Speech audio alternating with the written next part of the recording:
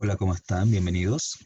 En esta clase correspondiente a primero medio veremos a continuación y a grandes rasgos la construcción del Estado Nacional en Chile, específicamente en el periodo que va desde 1823 a 1830. En este caso, el objetivo de aprendizaje, de acuerdo a la priorización, sería analizar el periodo de formación de la República de Chile como un proceso que implicó el enfrentamiento de distintas visiones sobre cómo se debía organizar el país. Y además también tenemos que examinar los factores que explican la relativa estabilidad política alcanzada en Chile a partir de la Constitución de 1833. En este caso, muchachos, cuando iniciamos lo que pasó con Chile tras su independencia, tenemos que recordar primero qué pasó antes.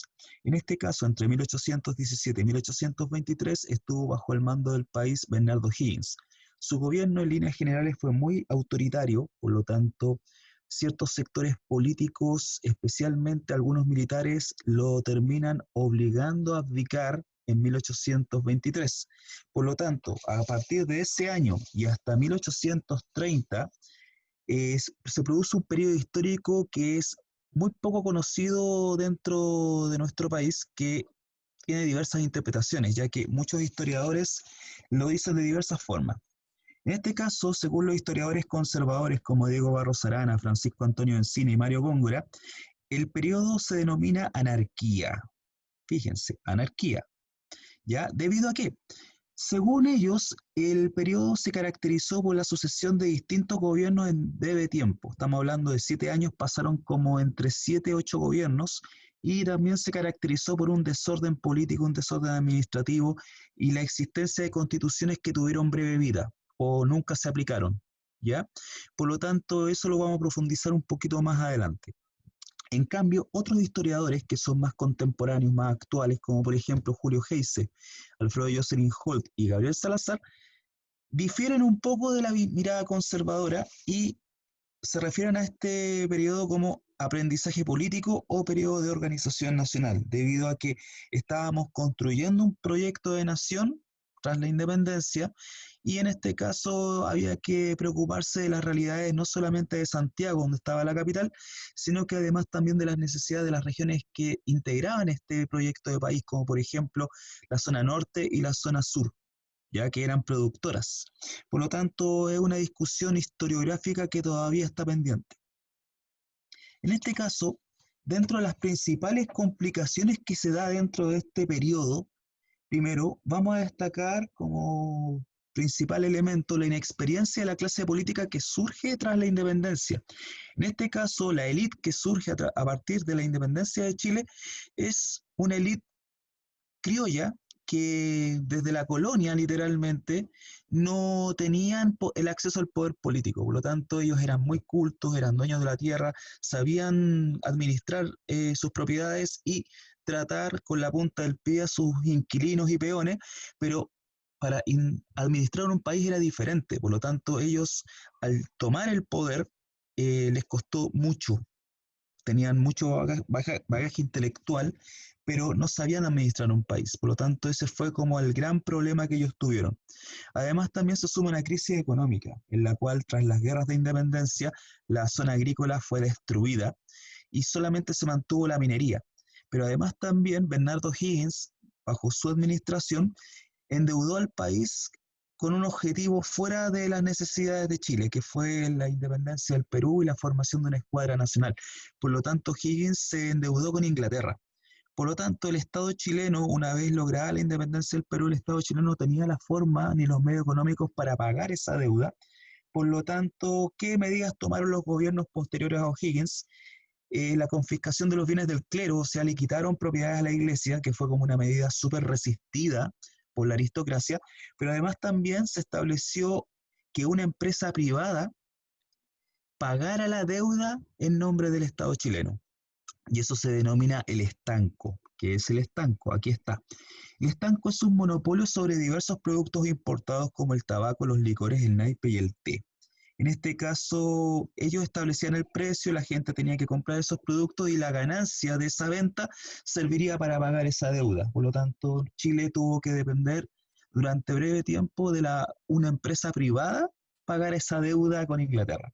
Por lo tanto, ¿quién llevó esa responsabilidad? La casa Portales, Sea y compañía. Ellos estuvieron intentando pagar esa deuda, obviamente no resultó y eso generó consecuencias políticas y económicas para nuestro país, en la cual acentuó más su crisis económica. Además, también otro factor o complicación de estos primeros tiempos de posindependencia fue el militarismo que empieza a surgir tras la caída de O'Higgins. Hubo muchos militares, especialmente veteranos de las guerras de independencia, que quisieron asumir el control del país, pero se tuvieron que enfrentar a una élite que también quería gobernar. Por lo tanto, en ciertas ocasiones la élite utiliza a los militares para enfrentarse a sus enemigos. Por lo tanto, ahí hubo un conflicto de poderes entre una casta militar y una casta civil. Y por último, la resistencia realista en Chiloé. Chiloé y Valdivia fueron como los últimos bastiones de la causa del rey después de la independencia. En 1820 fue recuperado Valdivia, pero Chiloé resistió hasta 1826. Ese fue el año en que fue incorporado este territorio a nuestro país. Además, también otra de las características importantes que tuvo el periodo en cuestión fue que empiezan a surgir diversas corrientes políticas, obviamente de acuerdo a lo que estaba pasando en Europa y en América Latina en ese instante. En este caso, tras la caída de O'Higgins surgen dos grandes grupos políticos y en este caso los vamos a destacar. Primero, en el lado liberal, generalmente representaba a miembros de las élites de provincia. Las provincias eran productoras y se quejaban normalmente del centralismo que ejercía Santiago. Dentro de estos grupos liberales vamos a destacar dos. Uno eran los pipiolos. ¿Quiénes eran ellos? Eran partidarios de la instauración de un régimen que reconociera la igualdad entre las provincias, junto con Santiago, y otorgar, ojo, mayores atribuciones al poder legislativo. O sea, ellos eran partidarios de que el Congreso tuviera mayores atribuciones que el presidente. Además, también aspiraban a mayores libertades políticas y además querían el fin de la influencia de la Iglesia sobre el Estado. Junto con los pipiolos se incorporaban los federalistas. Ellos eran partidarios de un Estado federal, igual que en Estados Unidos, que favoreciera la descentralización política y la autonomía económica de las provincias, o sea que las provincias fueran autónomas con respecto del poder de Santiago, pero sin desconocer la unidad de la nación chilena. En cambio, los conservadores representaban a las élites de Santiago y Concepción. ¿Por qué en Concepción? Porque ahí se encontraba la casta militar, que obviamente defendía la causa, en este caso, del gobierno central. De aquí, de este grupo, podemos destacar tres tendencias. La primera fueron los pelucones. Los pelucones defendían la idea de organizar a Chile como un estado unitario, en la cual la capital iba a tener que ser Santiago, dirigida autoritariamente por un poder ejecutivo con amplias atribuciones, casi monarquía, pero obviamente con características republicanas. También fueron partidarios además de mantener la influencia de la Iglesia Católica sobre el Estado. Había otro grupo, en la cual vamos a mencionar posteriormente, que se llamaron, quiero decir, los estanqueros. Ellos estaban compuestos por comerciantes y estaban a favor de la instauración de un gobierno fuerte y autoritario para acabar con la inestabilidad política. Aquí tiene que ver mucho lo que pasó con la Casa Portales, Sea y compañía. Ellos no pudieron pagar la deuda que Chile tenía con Inglaterra y quebró esta empresa, y Portales, que era uno de los socios, le echó la culpa a la situación política del fracaso de su negocio. Por lo tanto, Portales forma un grupo político llamado Estanquero, que tiene que ver mucho con este negocio que fracasó, y que ellos eran partidarios de un gobierno autoritario que garantizara los negocios de la élite mercantil. Por lo tanto, ojo con ese punto. La tercera tendencia conservadora que surge fueron los o'higginistas. Los o'higginistas, como el nombre lo dice, eran los partidarios, en su mayoría militares, del gobierno de Bernardo O'Higgins. Y ellos deseaban el retorno de su líder y obviamente para ejercer un gobierno autoritario. Esas dos corrientes fueron las que se enfrentaron durante el periodo 1823-1830. Por ende, durante este periodo también se caracterizó por la existencia de proyectos constitucionales que no tuvieron, digamos, larga vida. Por eso también en la historia de Chile, este periodo también se llama periodo de los proyectos constitucionales. ¿Por qué? Porque dichos proyectos no alcanzaron a ser aplicados por diversos motivos o tuvieron corta duración. Dentro de los proyectos que no alcanzaron a ser aplicados, vamos a destacar las dos primeras. Una fue la Constitución de 1823, que fue redactada por Juan Egaña, y esta Constitución tenía una característica muy conservadora y además también se le conoció como la Constitución moralista, ya que buscaba específicamente reglamentar la vida privada de las personas, porque lo que buscaba su redactor era crear una sociedad virtuosa. Dentro de estas características se mantenía la supremacía del Poder Ejecutivo, encabezado por un director supremo, que duraba 4 años y tenía derecho a una reelección indefinida. Existía un sufragio censitario, ahí vamos después a explicar qué significa este tipo de sufragio, y establecía requisitos muy restrictivos para votar, y la religión católica iba a ser oficial, excluyendo a las demás creencias religiosas. No se pudo aplicar porque era difícil en una realidad de apenas 2 millones de habitantes, casi el 90% analfabeto. Se pedía dentro de sus características que la gente al finalizar el día se acercara a alguna institución pública y dejara registrado lo que hizo durante ese día, o sea, su conducta. Por lo tanto, esta constitución buscaba crear una sociedad virtuosa en la cual las conductas positivas iban a ser premiadas, en cambio las conductas negativas iban a ser sancionadas fuertemente. Era impracticable. El siguiente proyecto constitucional fueron las leyes federales de 1826 redactadas por José Miguel Infante.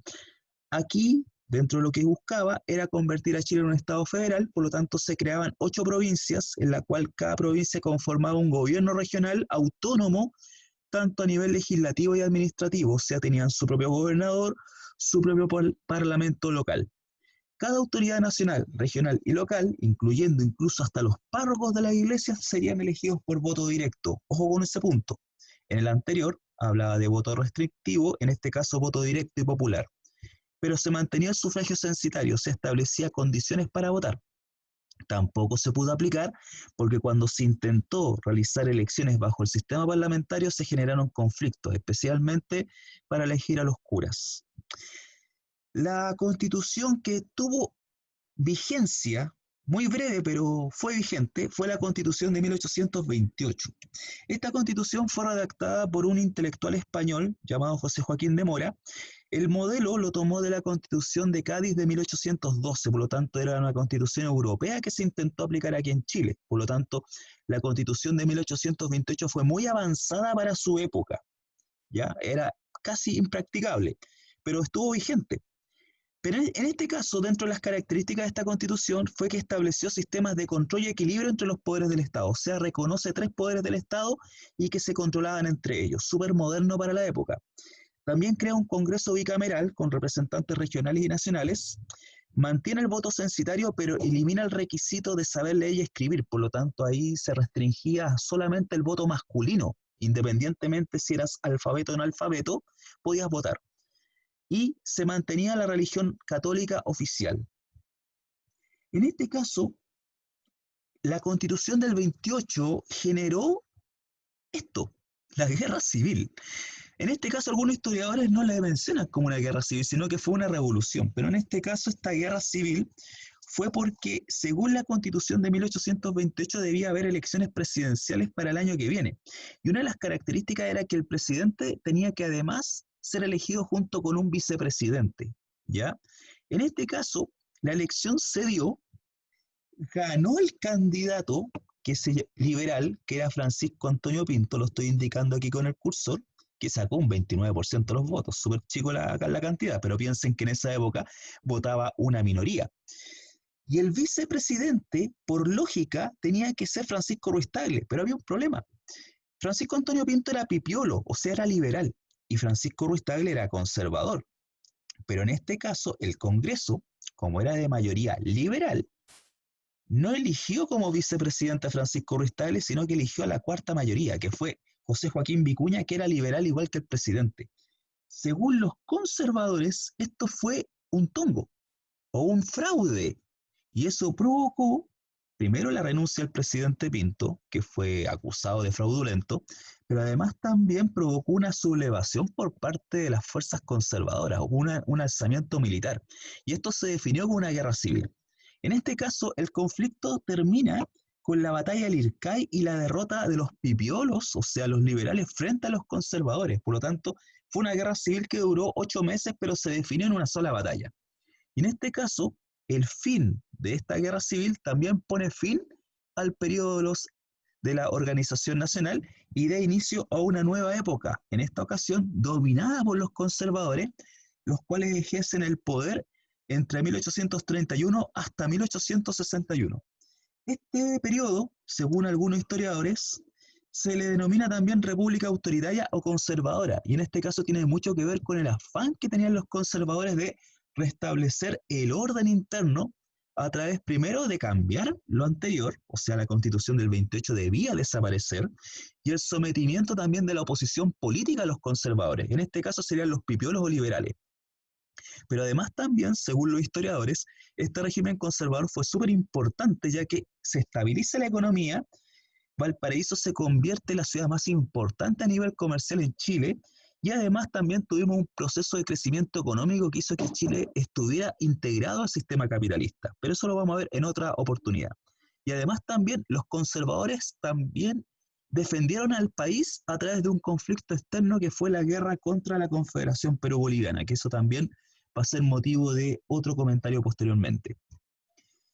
La clave del triunfo de los conservadores y su predominancia durante gran parte del siglo XIX tiene que ver con la figura de Diego Portales.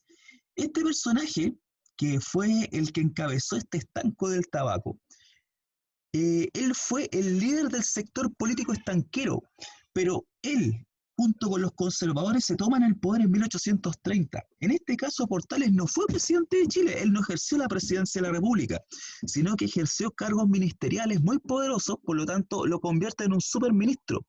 ¿Qué cargos él encabezó? El Ministerio del Interior, el Ministerio de Relaciones Exteriores y el de Guerra y Marina. Por lo tanto, fue un ministro todoterreno superpoderoso y que obviamente muchos historiadores como que se dividen en el rol que tuvo Portales. Algunos, que son más partidarios de su línea, lo consideran el organizador de la República. En cambio, sus detractores lo tratan como dictador. Eso es discutible. En este caso, estas ideas de Portales se sintetizan en 5 grandes ideas que se denominan también el ideario portaliano.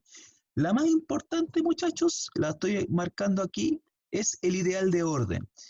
Según Portales, la mantención del orden interno debe ser una tarea fundamental y prioritaria para estabilizar institucionalmente el país y conseguir el crecimiento económico. Acuérdense que Portales era comerciante y por lo tanto el fracaso en sus negocios se debió principalmente al estado de desorden político que tenía el país. Por lo tanto, Portales lo fundamental, lo primordial era el orden para él. Por ende, este orden debía estar encabezado a través de un sistema autoritario. Por lo tanto, la crisis interna, según Portales, solo podía superarse mediante la conducción ejercida por un ejecutivo fuerte con amplias atribuciones constitucionales. Pero ojo, también Portales decía que el autoritarismo no podía ser para siempre, ya que también debería existir una oposición que debía madurar políticamente para algún momento ellos llegar al poder. Por lo tanto, tenía que existir una clase política capaz de dirigir adecuadamente al país, pero en una primera etapa debía ser un sistema autoritario. Pero este sistema autoritario debía ser alejado, y aquí vamos a la tercera característica, alejado al personalismo de los caudillos. Portales, muchos dirán que fue un caudillo, pero civil. Pero dentro del entorno de América Latina en su época predominaron los caudillos militares y ellos asumían el poder político. Portales no era muy favorable a esa idea porque él pensaba que los funcionarios públicos del presidente de la República hacia abajo debían ser ciudadanos ejemplares y no mezclar sus intereses personales con las responsabilidades derivadas del cargo. Por lo tanto, él crea la imagen de un poder ejecutivo impersonal. ¿Qué quiere decir con eso? Que no estuviera asociado a la imagen de una persona. Por lo tanto, el presidente de la República, independientemente de quién esté, es un cargo que se merece respeto. Y en este caso, ¿cómo se manifiesta esto? A través de un rol pedagógico del Estado. Según Portales, el Estado era responsable de generar en la ciudadanía una cultura cívica que potenciara el patriotismo. ¿Qué quiere decir con eso? Que a través de la escuela, a través de los actos cívicos, a través de las efemérides, a través de la creación de una historia nacional, deberíamos crear una identidad nacional y respetar a las autoridades. Eso sería como la lógica de Portales. Y además, sacar y subordinar, ¿qué quiere decir con eso? que los militares se sometieran a este poder civil, obviamente encabezado por un presidente de la República impersonal. Por lo tanto, el quinto punto que establece Portales era que las fuerzas armadas se subordinaran y debían obedecer al poder político y ser representantes del Estado, cosa que hasta el día de hoy se mantiene. Portales, para tener controlados a los militares, él creó una guardia cívica compuesta por personas voluntarias que eran civiles en su mayoría, pero tenían instrucción militar. Y a partir de esa guardia cívica, Portales les empezó a inculcar ese rol pedagógico del Estado que él era partidario. Y además, esa guardia cívica debía ser una contraparte en caso de que los militares intentaran sublevarse. Si los militares se sublevaban, el gobierno debía contar con la guardia cívica. Y esto durante mucho tiempo, durante gran parte del siglo XIX hasta la Guerra del Pacífico, la guardia cívica estuvo presente en la vida de nuestro país. Pero lo más importante que deja el periodo conservador fue en el aspecto político. Y aquí lo más destacado sería la Constitución de 1833. Esta Constitución es la que más extensa que tuvo en nuestra historia republicana, duró hasta 1925, o sea, duró casi 90 años. Y en una época reciente de nuestro país, durante la dictadura militar, fue la base y la inspiración en una primera etapa de la Constitución actual. La Constitución de 1980 en ciertos aspectos se parecía mucho a la de 1833, junto con el afán que tuvo Pinochet de reivindicar la figura de Portales. Por lo tanto, en ciertos aspectos, la Constitución del 33 estuvo presente en nuestra Constitución política actual en una etapa. Vamos a ver un poco las principales características de esta Constitución política. Dentro de las disposiciones generales, establecía un sufragio censitario e indirecto. ¿Qué quiere decir con eso? El sufragio censitario, chicos, es una especie de sufragio en la cual establecían ciertos requisitos. Por lo tanto, aquí la gente, para poder votar, tenía que primero, para ser ciudadano, debían ser hombres. Por lo tanto, las mujeres quedan excluidas.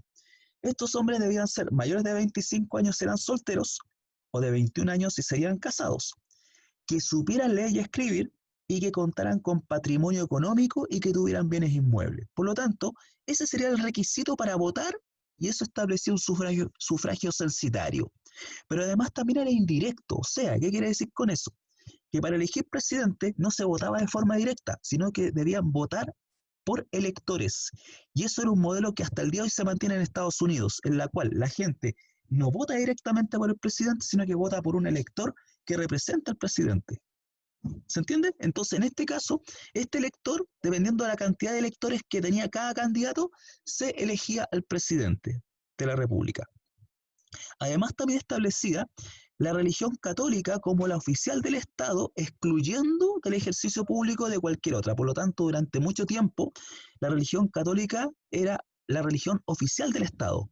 Por lo tanto, el presidente de la República era el patrono de la Iglesia Católica. ¿Qué pasaba con esto? El poder ejecutivo, de acuerdo a la Constitución de 1833, era muy fuerte, muy autoritario, y el presidente duraba 5 años en el cargo y podía ser reelecto para el periodo siguiente. Por ende, duraba 10 años. Por lo tanto, durante los primeros 30 años de este sistema, hubo solamente 3 presidentes en 30 años. José Joaquín Prieto, Manuel Bulnes y Manuel Montt. Ellos gobernaron 5 años y fueron casi reelectos automáticamente por otros 5 años más. Obviamente se hacían elecciones, se elegían electores, pero estaba preparado, estaba arreglado. Después vamos a explicar por qué razón. El presidente tenía atribuciones para nombrar a los ministros y a todas las autoridades locales, incluso a las autoridades judiciales. Tenía amplias facultades para eso. Además, también gozaba de facultades extraordinarias. Por ejemplo, el establecimiento del estado de sitio era una facultad extraordinaria que tenía el presidente de la República. Y eso tenía mucho que ver con la situación política del país. Pese a que ellos tenían el control absoluto, igual existieron movimientos opositores. Por lo tanto, el presidente de la República utilizaba el estado de sitio literalmente como una realidad. Además, también la religión oficial del Estado era la católica. Por ende, el presidente de la República tenía el derecho de patronazgo sobre la iglesia. Él estaba autorizado a nombrar a las autoridades eclesiásticas y él fijaba el funcionamiento de la iglesia católica. Por lo tanto, el Estado y la iglesia estaban unidos. Pero además también la Constitución del 33, yo generalmente digo que es bipolar, también daba muchas atribuciones al poder legislativo. Imagínense. ¿Cómo? Los parlamentarios podían interpelar a un ministro de Estado. ¿Qué quiere decir? ¿Qué significa interpelación? Es cuando un grupo de diputados cita a un ministro, lo interrogan y si no quedan conformes con la explicación del ministro, lo pueden destituir. Y durante gran parte del periodo conservador y liberal, esa atribución se mantuvo. Y además también el Parlamento dictaba las leyes periódicas. Estas leyes eran atribución absoluta del Parlamento y si el presidente no estaba de acuerdo, este era el mecanismo que tenía el Parlamento para poder someter al presidente a su voluntad. ¿Cuáles eran estas leyes periódicas? Duraban generalmente un año, o sea, empezaban en enero y terminaban en diciembre, y en esa fecha se votaban las leyes para el año siguiente y se componían de tres. La ley de presupuesto, que establecía la cantidad de dinero que debía contar el Estado, la ley de contribuciones, que establecía los impuestos, y la ley que establecía la cantidad de tropas de mar y tierra. Si el presidente se enfrentaba con el Congreso, que fue no una vez, sino muchas oportunidades que se dio, el Congreso podía no aprobar estas leyes y dejaba al país sin fuerzas armadas, sin dinero para el año que viene, o en este caso sin medios para recaudar dinero. Por lo tanto, con eso tú dejabas amarrado al presidente de la República. Por lo tanto, se dio mucho una especie de bipolaridad entre un poder ejecutivo fuerte, pero además también un Congreso fuerte. ¿Ya? Vamos a aplicar ahora lo que hemos aprendido. En este caso, en esta actividad, vamos a completar el siguiente cuadro de síntesis. Aquí tenemos las 5 tendencias que se dieron durante el periodo y además 2 criterios que serían el tipo de gobierno deseado y la relación de Santiago con las provincias. Veamos primero. Según los pelucones, nos devolvemos. Según los pelucones, ellos eran partidarios de un poder ejecutivo autoritario, en la cual la mayor influencia tenía que tener la Iglesia Católica. Por eso, según los pelucones, el presidente debía ser también patrón de la Iglesia. Además también, ¿cuál sería la relación entre Santiago y las provincias según los pelucones? ¿Un sistema federal? No, un Estado unitario y centralizado, en la cual Santiago tenía que ser la capital. ¿Qué pensaban los pipiolos? ¿Los pipiolos eran partidarios de esta idea que proponían los pelucones? No.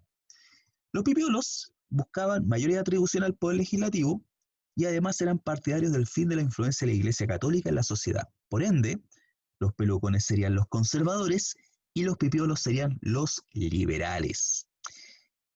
¿Cuál era la relación entre Santiago y las provincias que eran partidarios de los pipiolos? Los pipiolos defendían la idea de un Estado unitario, pero que estableciera una igualdad entre Santiago y las provincias, o sea, existiera una especie de descentralización. Por lo tanto, las provincias debían ser tratadas de la misma forma que Santiago. En cambio, ¿qué plantean los federalistas? Los federalistas serían como una subrama de los pipiolos, pero ellos eran partidarios de lo siguiente. Los federalistas eran partidarios de un equilibrio entre los poderes del Estado, en la cual ninguno podía intervenir en los demás, y además ellos eran su fuerte era la idea del Estado federal. Ellos proponían más un Estado federal a la misma idea de Estados Unidos, pero también mezclando una descentralización administrativa en la cual cada provincia tenía que tener un gobierno regional con parlamento propio y una autonomía económica. O sea, que Santiago se dedicara a una cierta actividad económica que era la mercantil, pero las provincias podían dedicarse a ser provincias productoras y que ellos tuvieran la autonomía para decidir si enviaban su producción a Santiago o podían ellos mismos desarrollarse. Por lo tanto, ahí también se generó un conflicto entre los que proponían el Estado unitario, que era la élite mercantil de Santiago, versus los productores de provincia que ellos querían también desarrollarse. Y eso fue un conflicto que fue característico de este periodo. Los estanqueros, que era el grupo al cual pertenecía Diego Portales, eran partidarios de un gobierno fuerte y autoritario y además también eran partidarios de un Estado unitario y centralizado. Y por último, los o'higginistas. Los o'higginistas eran partidarios de un gobierno fuerte y autoritario, además que eran nostálgicos de O'Higgins, y además también eran partidarios de un Estado unitario y centralizado. Y por último, la pregunta del día de hoy. En este caso, la pregunta consiste en lo siguiente. Según el artículo 8º de la Constitución de 1833, que indica que son ciudadanos activos con derecho a sufragio los chilenos que habiendo cumplido 25 años si son solteros y 21 si son casados, sabiendo leer y escribir, tengan alguno de los siguientes requisitos. Ojo, una propiedad inmueble o un capital invertido en alguna especie de giro o industria, o el ejercicio de alguna industria o arte, el goce de algún empleo, goce o usufructo. ¿Qué quiere decir este artículo? Podemos deducir que todos los habitantes chilenos podían elegir a sus representantes políticos mediante el sufragio. Todos los integrantes de la élite tenían cargos dentro del aparato estatal chileno. La Constitución de 1833 excluía a los sectores populares de la participación en la política institucional. ¿Los sectores etarios de mayor edad estaban excluidos del sistema electoral? ¿O solo un 45% de la población nacional tenía derecho a sufragio en las elecciones presidenciales? Vamos a verlo uno por uno. Aquí estamos hablando de la Constitución de 1833, por lo tanto aquí pone un requisito. Por lo tanto, son ciudadanos activos con derecho a sufragio los chilenos que habiendo cumplido 25 años si eran solteros y 21 si eran casados, sabiendo leer y escribir, tengan alguno de los siguientes requisitos: una propiedad inmueble o un capital invertido en alguna especie de giro de industria, o el ejercicio de alguna industria o arte, el goce de algún empleo o goce o usufructo. Por lo tanto, todos los habitantes chilenos podían elegir a sus representantes políticos mediante el sufragio. Podemos decir que los que podían votar. Por lo tanto, ¿qué tipo de sufragio tenemos acá? Un sufragio de tipo censitario. Ojo con esto. Por lo tanto, no todos votaban, solamente los que tenían un cierto tipo de requisitos. Por lo tanto, la pregunta A queda descartada. Todos los integrantes de la élite tenían cargos dentro del aparato estatal chileno. Si cumplían con ciertos requisitos y tenían la ciudadanía, podían hacerlo. Acuérdense que este periodo, chiquillos, esta constitución era netamente oligárquica. ¿Ya? ¿Qué es la oligarquía? El gobierno de una minoría social. La pregunta 3. ¿La Constitución de 1833 excluía a los sectores populares de la participación en la política institucional? Sí. Por lo tanto, acuérdense, podían votar solamente los hombres, pero establecía ciertos requisitos que los sectores populares, la mayoría, no podían. Por ejemplo, la mayoría no sabía leer y escribir, tampoco tenían propiedades o tenían capital invertido, menos ejercían alguna función, una industria o un arte. Por lo tanto, la mayor parte de la población quedaba excluida. Por lo tanto, la respuesta correcta sería la C. Pero vamos a seguir con las otras preguntas para analizar un poco más. ¿Los sectores etarios de mayor edad estaban excluidos del sistema electoral? El requisito de los 25 años si son solteros o 21 si son casados es la edad mínima. Por lo tanto, la mayoría de edad se daba de acuerdo a su estado civil. Si eras casado, tenías que tener 21 años como edad mínima. Acuérdense que antiguamente se casaban a los 17, 18 años, ¿ya? Si eras soltero y tenías 25 años, esa era tu edad mínima, ¿ya? Y aquí la última pregunta dice, ¿solo un 45% de la población nacional tenía derecho a sufragio en las elecciones presidenciales? Yo creo que menos. Aquí generalmente votaba entre un 1 a un 5% de la población. Por lo tanto, ahí estábamos hablando de una minoría poderosa, culta, y que era la élite los que podían votar. Esto cambia, chiquillos, a contar de las reformas que hubo en 1873, que va a ser otra historia que vamos a comentar, en la cual se eliminan ciertos requisitos, ¿ya? Por lo tanto, en líneas generales, chicos, esperando que hayan tenido o hayan comprendido en este caso o haya quedado clara la clase del día de hoy, vamos a dar algunas indicaciones. No olviden, chiquillos, revisar su texto de estudio. Yo les recomiendo, chicos, el texto de primero medio, la lección número 3, que es la conformación del Estado-Nación en Chile. Ahí están las páginas 109 a la 113. Pero además también váyanse a puntajenacional.cl y revisen este video que está acá, que es la formación del Estado-Nación en Chile, que es un video para primero medio. Ahí se les van a aclarar más dudas que tengan. Y bueno, esperando en este caso que hayan aprendido esta clase de hoy, les deseo que nos veamos en otra oportunidad, que les vaya bien, cuídense, chicos, y bueno, nos veremos en otro momento. Hasta pronto, chao.